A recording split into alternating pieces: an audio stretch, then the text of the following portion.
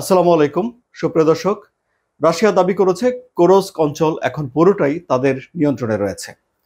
দেশটির সেনাবাহিনীর chief of staff Valery Gerasimov Vladimir পুতিনের সঙ্গে একটা ভিডিও কনফারেন্সে এই তথ্য জানিয়েছেন। অর্থাৎ রাশিয়া এখন বলছে যে কুরস্কের পুরো জায়গাটি তাদের নিয়ন্ত্রণে রয়েছে এবং এই তথ্যকে অস্বীকার করে উড়িয়ে দিতে চাইছে জেলেনস্কির সেনাবাহিনী।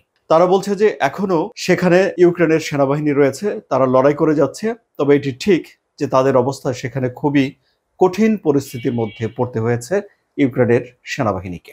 রাশিয়ার এই দাবির মধ্য দিয়ে বিশ্ববাসীকে জানানো হলো যে রাশিয়ার ভূখণ্ডের কোনো অংশই এখন আর ইউক্রেনের দখলে নেই। গত অক্টোবর মাসে হঠাৎ করেই ইউক্রেন এই কুরস্ক অঞ্চলে আক্রমণ চালিয়েছিল এবং সেখানে তারা 1400 বর্গ কিলোমিটার জায়গা দখল করে নেয় এবং এই ঘটনা ইউক্রেনের সেনাবাহিনীকে বিপুলভাবে উজ্জীবিত করেছিল এবং এই ঘটনা রাশিয়ার জন্য একটা অপমানজনক বিষয় ছিল এবং রাশিয়াকে হতবিহ্বল করে তুলেছিল।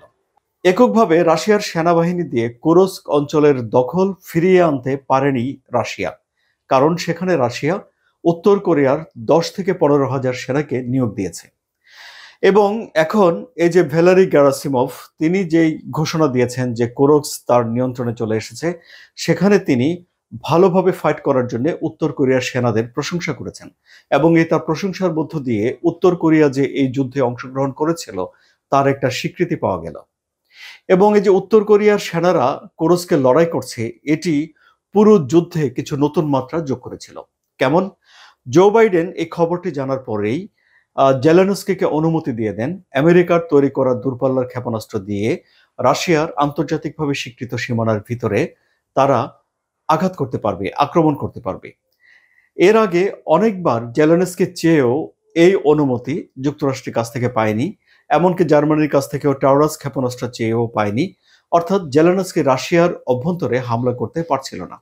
কিন্তু যখন উত্তর কোরিয়ার সেনাকে কুরস্কে পাওয়া গেল, এরপর জো বাইডেন অনুমতি দিয়ে দিলেন এবং ইউক্রেনের সেনারা রাশিয়ার অভ্যন্তরে হামলা করলো। যুক্তরাজ্যের তরফ থেকে অনুমতি দিয়ে দেওয়া হয়েছে, যুক্তরাজ্যের ক্ষেপণাস্ত্র ব্যবহার করে ক্রিমিয়াতে আক্রমণ করা হয়েছে। কুরস্কের এই যে অঞ্চলটি দখলমুক্ত করার জন্য 1,60,000 সদস্যের একটা বাহিনী ভ্লাদিমির পুতিনকে তৈরি করতে হয়েছিল। এর ফলে এখানে তাকে বিশেষভাবে মনোযোগ দিতে হয়েছে। ইউক্রেন মনে করে যে এর কিছু সুফল তারা তাৎক্ষণিকভাবে পেয়েছিল। কেমন?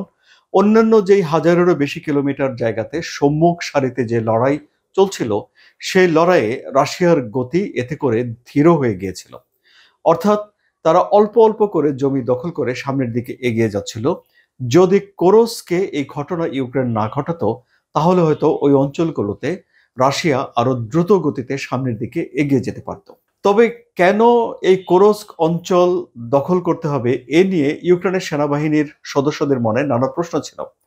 তারা কি তাহলে অনুপ্রবেশকারী হচ্ছে? তারা কি তাহলে আগ্রাসন করছে? অন্য দেশ কেন তারা দখল করবে? এজন্য তাদের একটা যুক্তির দরকার ছিল।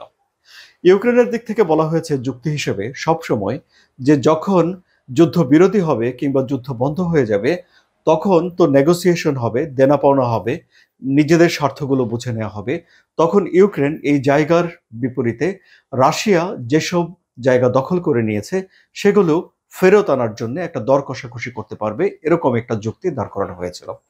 আপনারা জানেন যে ইউক্রেনের 20% জমি, অর্থাৎ টোটাল ইউক্রেনের 1/5 জমি রাশিয়ার দখলে রয়েছে এবং রাশিয়া কোনো কোনো অঞ্চলে গণভোট করে সেই জায়গাগুলোকে নিজেদের অঞ্চল হিসেবে সাংবিধানিকভাবে স্বীকৃতি দিয়ে বসে আছে। তাহলে এখন এই যে দর কষাকষির যেই আশা বা আকাঙ্ক্ষা ইউক্রেনের ছিল, তা এখন আর থাকছে না, যেহেতু এখন রাশিয়া দাবি করছে যে তারা কুরস্ক পুরোপুরি নিজেদের নিয়ন্ত্রণে নিয়ে এসেছে। এখন তাহলে রাশিয়ার কোনো জমি তো আর ইউক্রেনের কাছে নেই। তাহলে এই পরিস্থিতিতে নিশ্চয়ই রাশিয়া সানন্দে একটা যুদ্ধবিরতির জন্য আলোচনায় বসতে পারে। হ্যাঁ, ক্রেমলিনের তরফ থেকে এখন এটা বলাই হয়েছে যে তারা শর্তহীনভাবে ইউক্রেনের সঙ্গে আলোচনায় বসতে প্রস্তুত রয়েছে।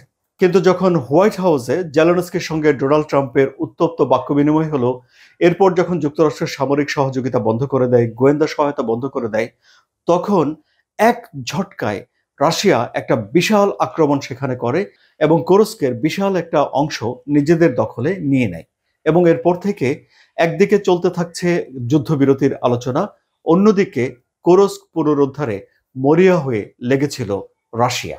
যদিও ইউক্রেন বলছে যে কোরস্কে এখনো তাদের লড়াই চলছে, কিন্তু রাশিয়া বলছে যে কোরস্ক ফিরে এসেছে তাদের কাছে। কোরস্কের ভবিষ্যৎ যাই হোক না কেন, রাশিয়া ইউক্রেন যুদ্ধের ইতিহাসে কোরস্কের নামটি একটু ভিন্নভাবে গুরুত্ব দিয়ে লেখা হয়ে থাকবে নানান কারণে। আপনাদের কি মনে হয় সুপ্রিয় দর্শক? আপনাদের মতামত কমেন্টে জানান। আলোচনা যদি ভালো লাগে তাহলে সাবস্ক্রাইব করে চ্যানেলের সঙ্গে থাকুন। ধন্যবাদ সবাইকে।